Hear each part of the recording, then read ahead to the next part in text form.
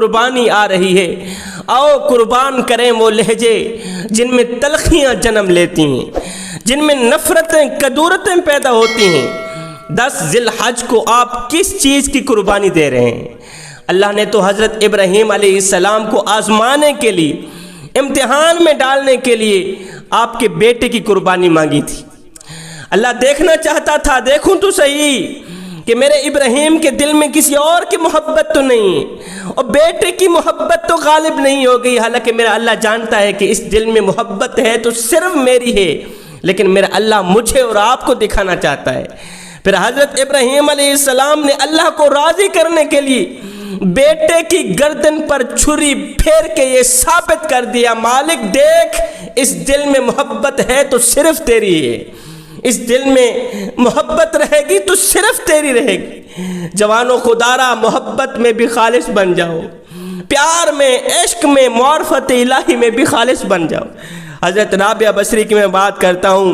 حضرت رابعہ بصری کہیں جا رہی تھی، آگے ایک نوجوان آ رہا تھا۔ نوجوان نے کہا، رابعہ بصری میں تجھ سے محبت کر بیٹھا ہوں، تجھ سے عشق کر بیٹھا ہوں، لہذا میں تجھ سے شادی کرنا چاہتا ہوں۔ رابعہ بصری نے کہا، او نادان، اب تو مجھ سے عشق کر بیٹھا ہے، محبت کر بیٹھا ہے، نوبت یہاں تک آن پہنچی ہے کہ تو مجھ سے شادی بھی کرنا چاہتا ہے؟ کہا جی ہاں۔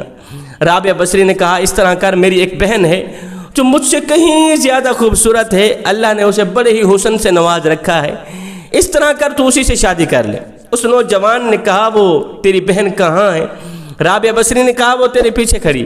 اس نوجوان نے یک لس مڑ کر پیچھے دیکھا تو رابعہ بصری نے اس کے منہ پر ایک تماچا مارا، تھپڑ مار کر بولی، او بدبخت، محبت رابعہ بصری سے کرتا ہے، تکتا غیروں کو ہے، اور عشق رابعہ بصری سے کرتا ہے، تکتا غیروں کو ہے۔ ابھی ہو گیا ہے تیری محبت کا امتحان۔ اس نوجوان نے اپنا سر پیٹا، خاک ڈالی، کہا، میں نے دنیا میں کسی عورت سے محبت کا دعویٰ کیا، جب مڑ کر پیچھے دیکھا تو میرے منہ پر ایک تماچا لگا۔ کہا، کتنا بدبخت ہوگا وہ انسان جو دعویٰ کرے رب کی محبت کا، تکے غیروں کو، جو دعویٰ کرے رب کے عشق کا، تکے غیروں کو۔ ہے جوانوں، محبت میں بھی خالص بن جاؤ، اور سچی محبت قربانی مانگتی ہے، سچی محبت امتحان مانگتی ہے۔ قربانی چاہے ایک بیٹے کی ہو، چاہے کربلا کی سرزمین پر 72 شہیدوں کی ہو، قربانی چاہے اسماعیل کی ہو، قربانی چاہے کربلا کی سرزمین پر علی اکبر کی ہو، علی اصغر کی ہو، قربانی چاہے اولو محمد کی ہو، قاسم کی ہو، قربانی چاہے حضرت اسماعیل علیہ السلام کی ہو، قربانی چاہے کربلا کی تپتی سرزمین پر، تپتی ریت کے اوپر فاطمہ کے بیٹے نواسہ رسول امام حسین کی ہو، قربانی قربانی ہی ہوتی ہے۔ اصل قربانی کی حقیقت بھی یہی ہے کہ ایک عاشق اپنی جان کو اللہ کے حضور پیش کر دے، مالک تیری رضا پہ میں اپنی رضا قربان کرتا ہوں۔ آپ بتائیں کہ آپ اس دفعہ کس چیز کی قربانی دے رہے ہیں؟ صرف بکرے کی قربانی دے رہے ہیں یا اپنے آپ کی قربانی بھی دے رہے ہیں؟ اپنے آپ کی قربانی دینے کا مقصد یہ نہیں ہے کہ آپ چھرا اٹھائیں اپنی گردن پہ پھیر دیں۔ اپنی قربانی کا مطلب یہ نہیں ہے کہ آپ غریب ہیں، قربانی نہیں کر سکتے، سود کا پیسہ اٹھا کر آپ قربانی دے رہے ہیں، ہرگز نہیں کرنا ہے ایسا۔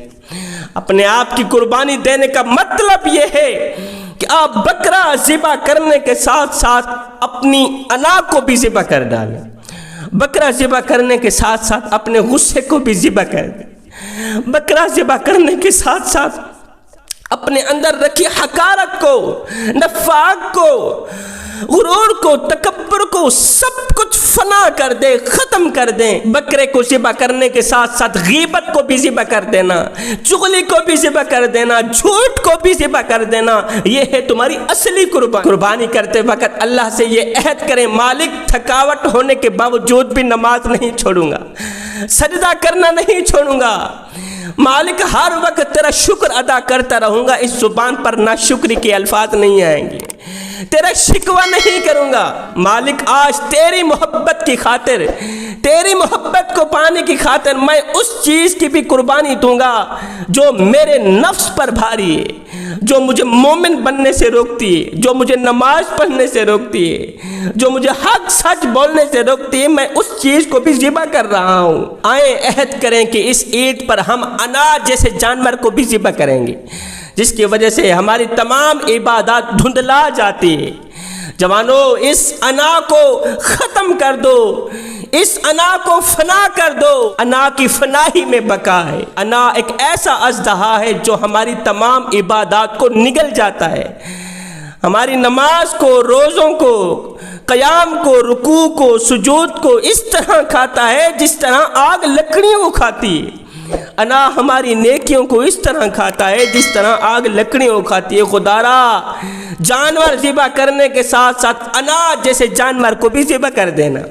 میرے کریم نبی کہیں جا رہے تھے، میرے نبی نے دیکھا ایک شخص نے بکری کو زمین پر لٹایا ہوا تھا، بندھا ہوا تھا، اس کے پیر کے اوپر اپنا پیر رکھ کے چھری تیز کر رہا تھا۔ میرے نبی نے دیکھا، فرمایا میاں تو اسے دو موتیں کیوں دینا چاہتا ہے؟ ایک تو اسے ذبح کر رہا ہے، دوسرا تو اس کی آنکھوں کے سامنے چھری تیز کر رہا ہے، اور تو اسے اتنی اذیت کیوں دے رہا ہے، اتنی تکلیف کیوں دے رہا ہے؟ میرے نبی نے فرمایا جانوروں کے سامنے چھریاں تیز نہ کیا کرو، اس سے جانوروں کو تکلیف ہوتی ہے۔ فرمایا ذبح کرنے والے جانور کے سامنے چھری تیز نہ کرنا، پہلے سے ہی بندوبست کر لینا۔ پھر میرے نبی نے فرمایا ماں کے سامنے بکرے کو ہرگز ذبح نہ کرنا، بکری کے سامنے بکرے کو ہرگز ذبح نہ کرنا، اس سے بکری کو تکلیف ہوگی، اسے دکھ ہوگا۔ مجھے بتاؤ تو صحیح، جو نبی جانوروں کی تکلیف نہیں سہتے وہ اپنے ہر ایک امتی کی تکلیف کیسے سہیں گے؟